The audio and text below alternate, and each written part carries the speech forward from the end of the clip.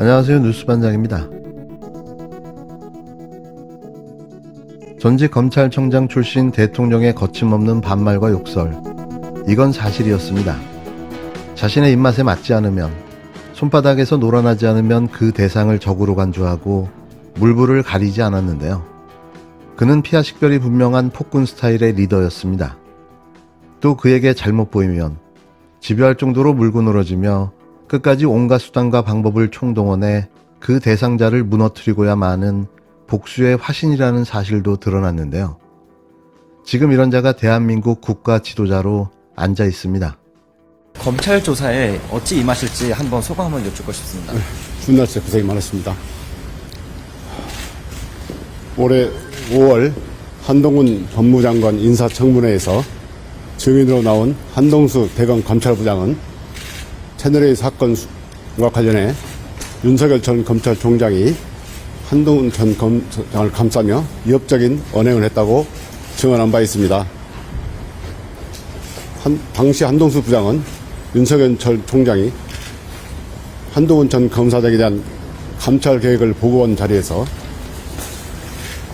다리를 책상에 얹어놓고 보고서를 저리 두고 가라고 말했고, 압수수색하겠다고 하자 격분하며 쇼하지 말라고 했다고 합니다.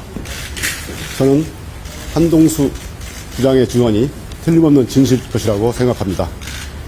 2000년 4월 29일 무렵 제가 서울중앙지검장으로서 채널A 사건의 관련자 한동훈 전 검사장을 수사할 당시 윤석열 전 총장으로부터 비슷한 취지의 말을 들었기 때문입니다. 전화기 너머로 윤 총장은 거침없는 말을 쏟아내며 네가 눈에 뵈는 게 없냐 라고 소리쳤습니다. 그때 저는 견딜 수 없는 모멸감을 느꼈습니다. 이렇게 채널A 사건 수사와 감찰을 방해했던 윤 전 총장은 징계가 내려졌고, 서울행정법원은 윤 총장의 징계에 대해 면적 이상의 중대비에 해당하므로 징계 처분이 정당하다고 명확히 판결했습니다. 이제 와서 저를 소환해서 윤 전 총장 징계와 관련해서 재수사를 한다고 합니다. 이 사실이 판결로 확인되자 프레임을 전환하며 책임을 떠넘기고 적반하장 장식으로 특정인에게 뒤집어 씌우고 찍어내기 고복설 한다고 해서 중대비가 가려지는 것도 아니고 법원의 판결이 뒤집어지는 것도 아닐 것인데 참으로 안타깝습니다. 올해 교수를 선정한 사자성어가 과이불개라고 합니다. 피징계인이 이런 판결이 나왔으면 잘못을 사거나 반성을 했으면 했는데 이제 와서 보복설하니 그저 안타깝고 측은할 뿐입니다. 감사합니다. 윤석열 감찰 징계 의혹으로 16일 검찰 조사를 받는 이성윤 법무연수원 연구위원장이 찍어내기 보복 수사를 한다고 중대비위 행위가 가려지지 않는다며 그간 윤 대통령과의 숨겨왔던 진실을 폭로했는데요. 이는 더 이상 참을 만큼 참았다는 의미로 이제부터는 적극적인 반격이 시작됨을 알렸습니다. 현직 검찰 고위 간부 입에서 현직 대통령의 추악한 과거사가 폭로되기 시작했는데요. 얼마나 참아왔을까요? 이 위원장은 2년 전 채널A 사건 수사 당시 현재 대통령, 당시 검찰청장에게 받은 전화 내용 일부를 폭로해 눈길을 끌었습니다. 이 위원장의 입장문에 따르면 지난 2020년 4월 29일 당시 윤석열 검찰청장은 이 위원장에게 전화를 걸어왔는데요. 당시 채널A 사건으로 서울중앙지검이 현 한동훈 법무부 장관, 당시 검사장을 수사할 때였습니다. 이 위원장은 전화기 너머 윤 전 청장은 거친 말을 쏟아내며 네가 눈에 뵈는 게 없냐고 소리를 쳤다는 건데요. 중앙지검이 수사를 하고 있는 사건에 대해 검찰 최고 수장인 청장이 수사 책임자에게 협박을 하는 초유의 사태가 벌어진 겁니다. 이 위원장은 그때 저는 견딜 수 없는 모멸감을 느꼈다고 말했는데요. 사실 두 사람은 사법연수원 23기 동기로 알려져 있습니다. 나이는 윤 대통령이 훨씬 많지만 같은 기수 동기였던 거죠. 오랜 시간 검찰에서 인연을 같이 해온 동기에게 거친 언행이 섞인 일방적인 통화를 받은 것이 사실이라면 상당히 자존심에 상처를 입었을 것이라고 추측됩니다. 아무리 검찰청장이었다고 하지만 자신과 동기이며 현직 서울중앙지검장에게 이런 막말과 폭언을 했다는 사실이 믿겨지지 않는데요.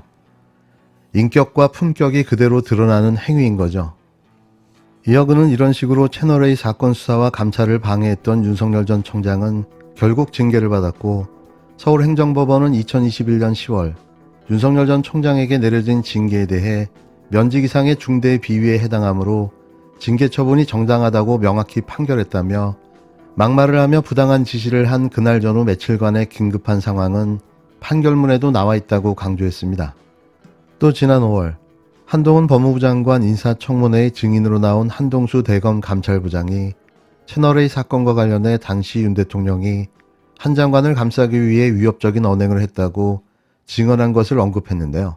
그는 물론 이 증언에 대해 일국의 검찰청장이 물에잡배도 아니고 그럴 리가 없다고 생각하시는 분들도 있을 것이고, 다소 과장된 것이 아닌가 등의 의심을 하는 분들도 있을 것이라며, 저는 한동수 감찰부장의 증언이 틀림없는 진실일 것이라고 생각한다고 말하며 윤 대통령의 작태에 쐐기를 박았습니다.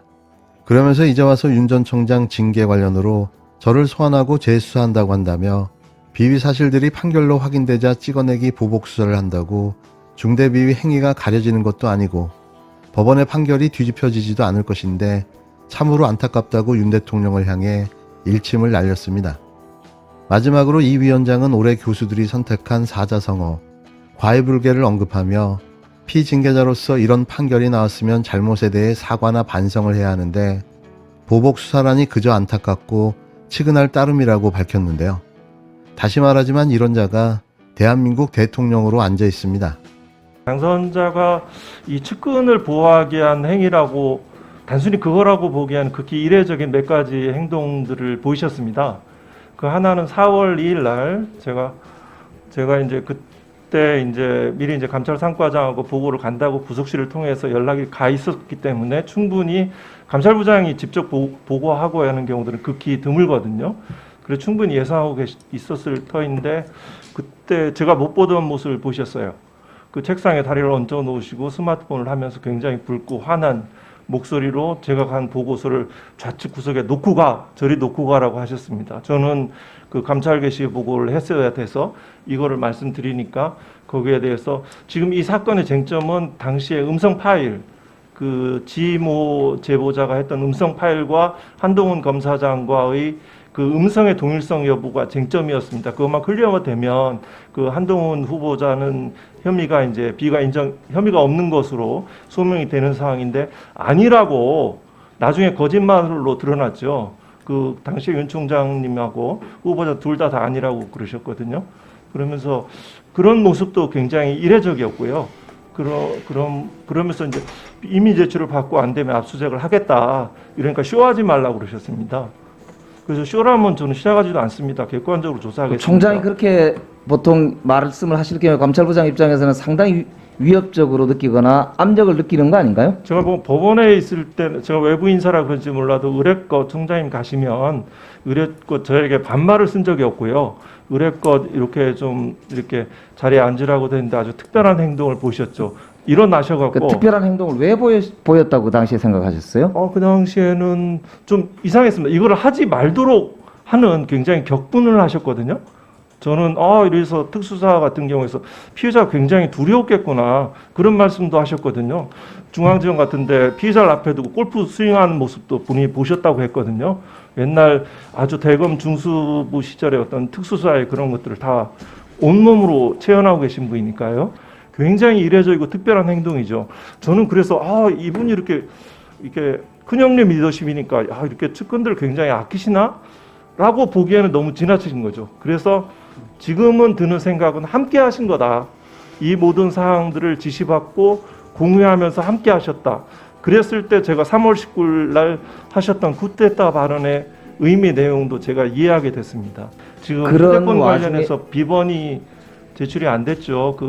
저는 그때 감찰부장으로서는 굳이 휴대폰을 보지 않아도 기본적인 비위 내지는 충분히 범죄 혐의에 관해서 탐구할 점이 있었다라고 생각을 지금 가지고 있고요. 그 비번 같은 경우는 일단은 어떠한 내용들이 카톡에 담겨 있으라는 이름의 추정을 하고 있습니다.